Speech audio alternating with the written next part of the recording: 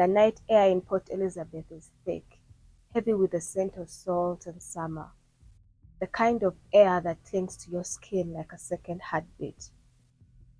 It's December 18th, 1994, and the city hums with life. Crickets chirping in the scrub, waves crashing against the rocky shores of Algo Bay, laughter spilling from beachside bars where friends toast to South Africa's new dawn.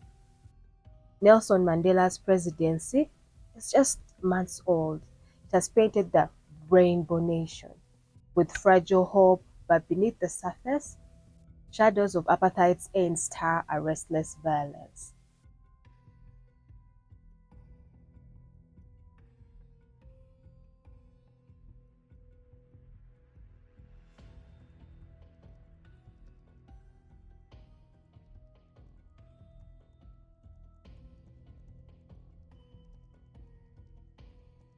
Healing of the wounds has come. The moment to bridge the chasms that divide us has come. The time to build is upon us. In Summerstrand, a quiet suburb where the streetlights cast long pools of gold, a 27-year-old woman sits in her red Mazda, the engine ticking as it cools. Alison Botha's day has been perfect. Sun-soaked hours at the beach, sunscreen, and sea salt on her skin. Pizza shared with friends, her laughter bright as the coastal sun. She reaches for her laundry basket in the back seat, the faint smell of pizza grease mingling with the ocean's breath. She doesn't know this moment is her last before everything changes. The driver's door rips open. A knife flashes, cold and sharp against her throat. A man's voice, low and venomous, cuts through the night. Move over or I'll kill you. Alison's heart latches, but her mind sharpens. She slides into the passenger seat, eyes locked on the man. Dark jacket, cold eyes, a predator's hunger. He calls himself Clinton, a lie to mask his true name. France du Toit, it starts a car, promising, I just need it for an hour. I won't hurt you. But his words are hollow, and Alison feels the lie in her bones. This is not theft. This is a hunt.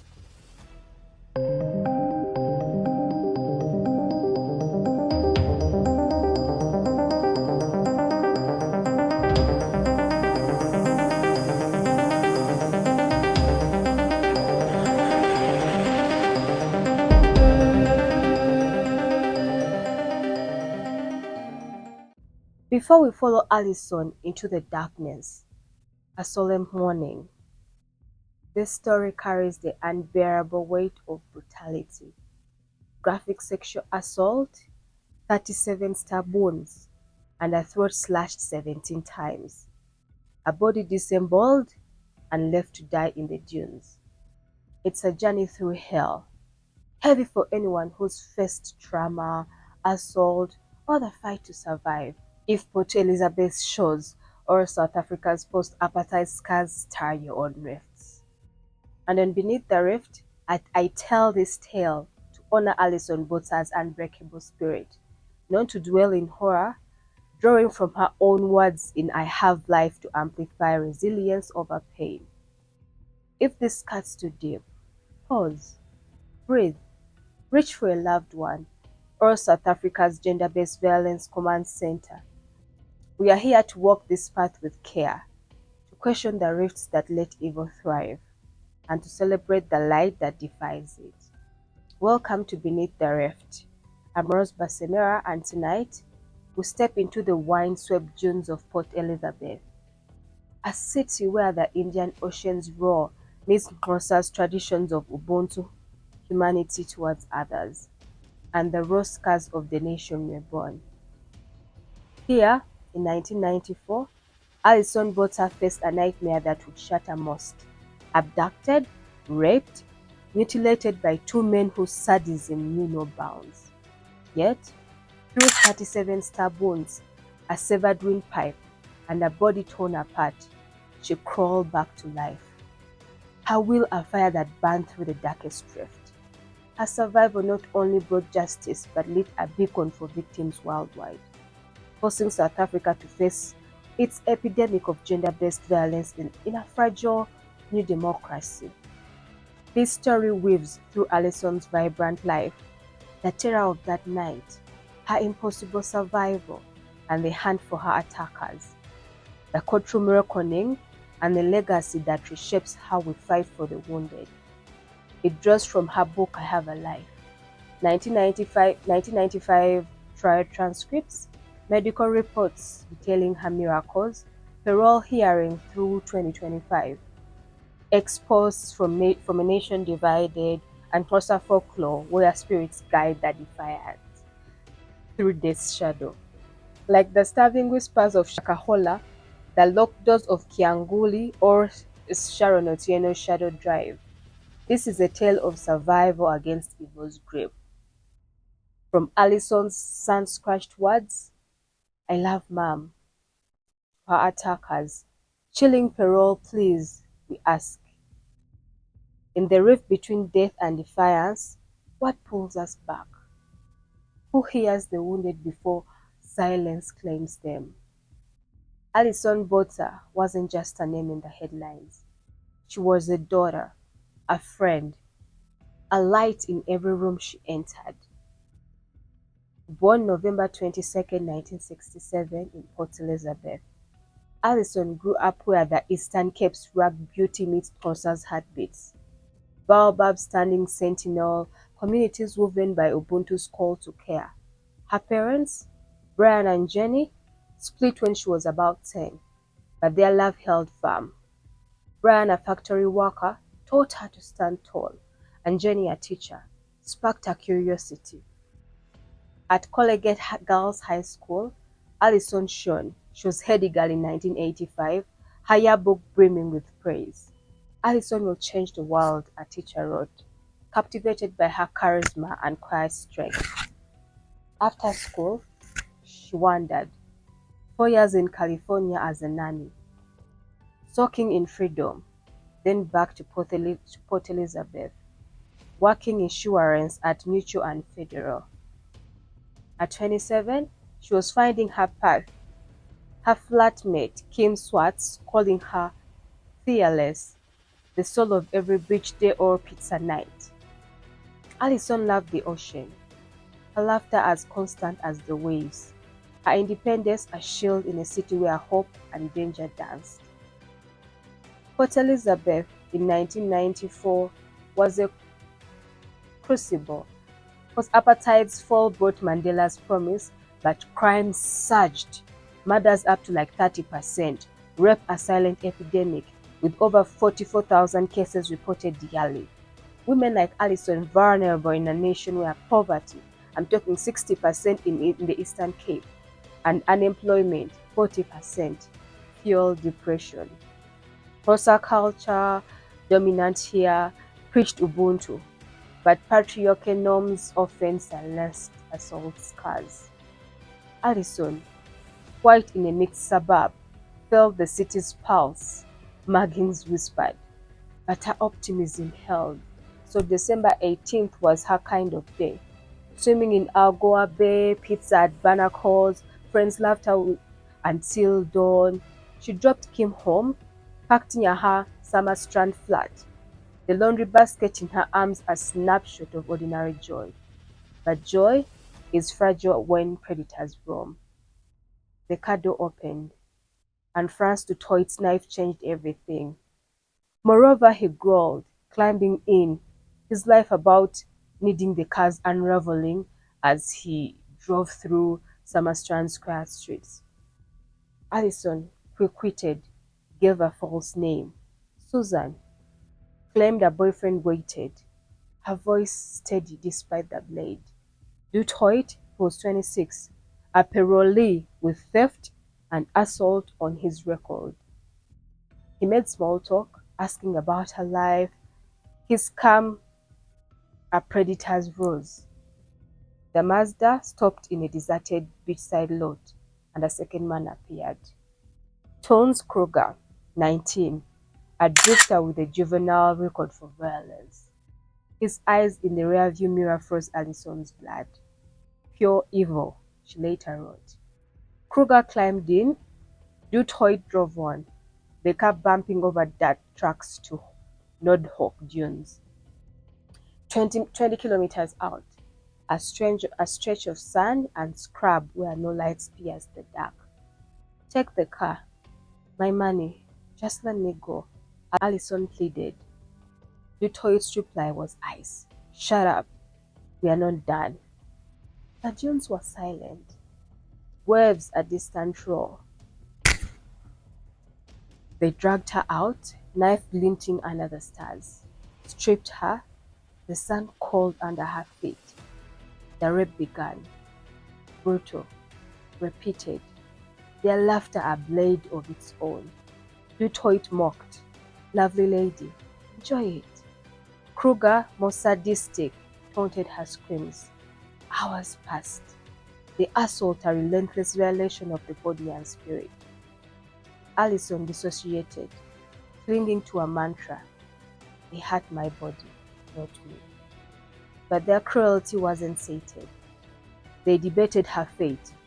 Dutoit, she'll talk, we can't leave her. And Kruger said, finish it. Alison begged, if I must die, pray with me. They laughed. Dutoit reciting a twisted Lord's Prayer, then the blades came out. In closer folklore, the Eastern Cape's dunes are in Kusa. Okay, I don't know how to pronounce that, I'm sorry. And I'm supposed to put a click somewhere, but I don't know how to do that with the Q. So, sacred thresholds where ancestors whisper strength to those in peril. Stories of Inganekwane's peak of heroes defying death with Umoya, the spirit train that breathes courage into the broken. Abatakathi, evil sorcerers, stalk the night, but the worthy endure. Alison's story feels woven from those tales, her survival a call from June's spirits, or her own unyielding fire. Was it Umoya in her severed windpipe, or defiance born of love? The rift between myth and miracle hums in the sand. Dutoit strangled her, hands crushing her throat, Kruger pinning her down. Air fled, her vision darkened. But Alison went limp, playing dead. They released laughing. She's gone. Then the stabbing began. And mind you, this is when they think she's dead, but they're now stabbing her, even when they think now she's dead. Kruger first, plunging his knife 37 times into her abdomen, twisting to disembowel her. Intestines spilled onto the sand, blood pooling hot. Dutoit slashed her throat 17 times, nearly severing her head. Her windpipe cut clean through. Alison lay still, willing her heart to slow, knowing movement meant death. They posed her body grotesquely in the bushes, certain she was dead, and drove off in her Mazda, tires crunching over gravel. Alone, the dunes silent. Alison stirred. Not yet. Not like this, she thought. Her will spark in the dark. Her intestines hung out. Her throat gaped. Blood soaked the sand. Yet, she moved, pressing her denim shirt to her abdomen to hold her organs, one hand clutching her throat to keep her head upright. Alison stood. This is short of a miracle. You guys, I want you to picture this. 37 stabbings in her stomach, 17 slashes. Her throat is her head is nearly falling off. She's literally holding it, holding her intestines in, and holding her head so that it doesn't literally snap off. Alison stood, wobbly, a ghost in the moonlight. She staggered 100 meters, each step a battle, collapsing in the road's center nearly naked, drenched in blood. A car swerved past, mistaking her for debris. Then Tian Aylard, a 21-year-old veterinary student, stopped. She was a bloody mess. Head lolling, guts spilling, he later testified. He wrapped her in his jacket, called an ambulance. Alison, unable to speak, motioned for a pen. On the notebook she scratched, "Franz and Tarns," and in a final act of love, "I love Mom." The ambulance raced to Provincial Hospital at 1:30 a.m., and Doctor Alexander Angelov Stan said, "She shouldn't be alive. I mean, 80% blood loss, windpipe severed, 37 abdominal wounds." 12 hours of surgery stitched her intestines, reattached her throat, then months of therapy followed, scars mapping her hell. Alison's survival was a miracle. Adrenaline will, perhaps Umoya's breath. The police swarmed the dunes by 2 a.m. That's January 19th. Detective Sergeant Nadia Swanepoel saw the names in the sand, Franz and Tons, and knew Alison had given them a map to justice. Footprints, blood pools, and a knife sheath marked the scene. By January 20th, they had them. Franz Dutoit arrested in Alison's stolen Mazda, blood on the seats. Hans Kruger nabbed at his mother's house, a knife in his room. Dutoit confessed coldly, "We wanted fun. She fought, so we finished her." Kruger defiant said, "She was alive when we left. Thought she died. Thought she would die." Like, imagine that. They don't seem to be sorry. They're just like, "Oh, we made a mistake. We didn't kill her. We thought she died. If we didn't know she was, if we knew she was still alive, we should have just killed her. Why did she fight? Wanted to just have fun." It's like they're trying to justify. I don't even know what terms I can actually call what their mindsets were at exactly. Like, they just wanted fun. They didn't want money. They didn't want to steal. What exactly was it about? Anyway, forensics sealed it. Alison's blood on the car, their DNA at the scene. In a post-apartheid police force stretched thin by 30% murder spike, Alison's clues were a lifeline. The rift of a chaotic new democracy couldn't stop her truth. The trial in Port Elizabeth High Court in 1995 was a reckoning. Justice Chris Johnson called the crime sadistic beyond comprehension.